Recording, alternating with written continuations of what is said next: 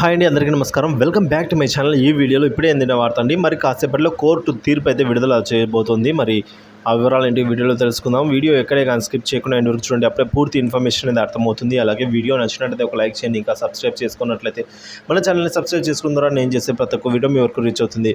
ఇక విషయానికి వచ్చినట్లయితే దేశవ్యాప్తంగా సంచలనం సృష్టించిన ఢిల్లీ మద్యం పాలసీ కుంభకోణం కేసులో అరెస్ట్ అయిన భారత రాష్ట్ర సమితి శాసనమండలి సభ్యురాలైన కవిత గారండి. సో బెయిల్ పిటిషన్ భవితవ్యం నేడు తేలిపోనుంది. సో బెయిల్ కోసం ఆమె దాఖలు చేసుకున్న పిటిషన్లపై ఢిల్లీ కోర్టు నేడు విచారణ చేయనుందండి. సో ఢిల్లీ మద్యం పాలసీ కుంభకోణంలో మనీ లాండరింగ్కు పాల్పడిన ఆరోపణలు ఎదుర్కొంటూ ఉన్నారు కవిత. సో 100 కోట్ల రూపాయల మొత్తాన్ని ఆమ్ ఆద్మీ పార్టీ నాయకులకు చెల్లించినట్లుగా ఆమెపై ఫిర్యాదులు అందాయి. ఇప్పటికే ఎన్ఫోర్స్మెంట్ డైరెక్టరేట్ అలాగే సిబిఐ అధికారులు ఆమెను అరెస్ట్ చేయగా మార్చి 15వ తేదీ నుంచి ఈడీ కూడా, అలాగే ఏప్రిల్ 11వ తేదీన సిబిఐ అధికారులు కవితను అరెస్ట్ చేశారండి.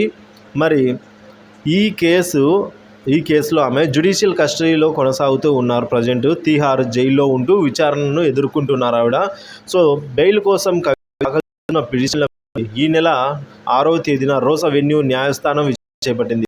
ఆమెకు బెయిల్ ఇవ్వడానికి నిరాకరించింది. ఈ మేరకు రోస్ అవెన్యూ న్యాయస్థానం ప్రత్యేక న్యాయమూర్తి అయిన జస్టిస్ కావేరీ బజావే గారు తీర్పు ఇచ్చారు. ఈ క్రమంలో బెయిల్ కోసం కవిత ఇదివరకే ఢిల్లీ హైకోర్టును ఆశ్రయించి పిటిషన్ వేశారు. కవిత తరఫున ప్రముఖ న్యాయవాదులైన మోహిత్ రావు, దీపాంక్ విధంగా పిటిషన్లు దాఖలు చేశారండి. సో వాటిని విచారణకు స్వీకరించింది ఢిల్లీ హైకోర్టు. న్యాయమూర్తి జస్టిస్ స్వర్ణకాంత్ శర్మ విచారణ చేపట్టింది వాటిని.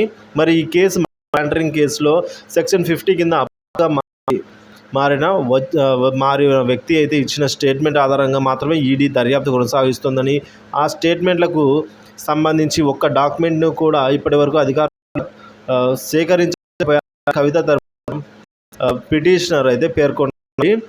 ఇంకా పిఎంఎల్ఏలోని సెక్షన్ 19 ప్రకారం తనను అరెస్ట్ చేయడం అక్రమమని, కోట్ల రూపాయలను ఆప్ నేతలకు చెల్లించినట్టు ఎలాంటి సాక్ష్యాధారాలను కూడా సంపాదించలేకపోయారని, ఆమెను కూడా రికవరీ చేయకపోయారని అన్నారు. తనను అరెస్టు చేయడానికి ఇదో కారణంగా చూపించారని అయితే వ్యాఖ్యానించారు. విచారణ సందర్భంగా కవిత దాఖలు చేసిన ఈ పిటిషన్లపై తమ అభిప్రాయాలను తెలియజేయాలి అంటూ ఈ సిబిఐ నోటీసు చేసింది. జస్టిస్ స్వర్ణకాంత్ శర్మ బెంచ్ అయితే ఈ విధంగా నోటీసు అంటే మే 24వ తేదీన ఈ రోజుకి అయితే వాయిదా వేసింది. ఈ నేపథ్యంలో నేడు మరోసారి ఈ పిటిషన్ల కొనసాగుతుంది.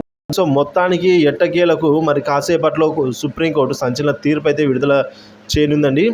సో ఈ బెయిల్ పిటిషన్ భవితవ్యం నేటితో తేలిపోనుంది. బెయిల్ కోసం దాఖలు చేసుకున్న పిటిషన్లపై నేడైతే విచారణ కొనసాగనుంది. సో మరి అప్డేట్ రాగానే మళ్ళీ వీడియో చేయడం జరుగుతుంది. కాబట్టి అంతవరకు మన ఛానల్ అయితే అప్డేట్స్ ఫాలో అవుతూనే ఉండండి. మన ఛానల్ ఇంకా ఎవరైనా సబ్స్క్రైబ్ చేసుకోమన్నట్లయితే సబ్స్క్రైబ్ చేసుకోండి. Thank you for watching this video.